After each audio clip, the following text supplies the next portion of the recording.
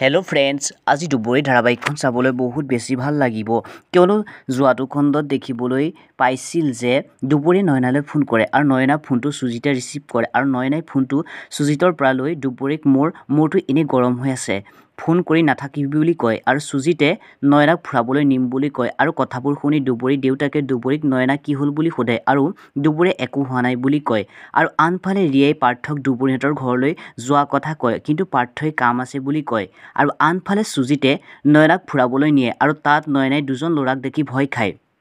আনফালে ৰিয়াই দুবৰীক জোৰ কৰি ঘৰলৈ নিয়ে আৰু আনফালে নয়নাই ভয় খাই সুজিতক ৰেষ্টুৰেণ্টৰ পৰা যাওঁ বুলি কয় আৰু এফালে ৰিয়াই দুবৰীক ঘৰলৈ লৈ যায় আৰু বহুত কথা পাতে আৰু আনফালে দুবৰীৰ দেউতাক আৰু মাকে সুখ দুখৰ কথা পাতি থাকে।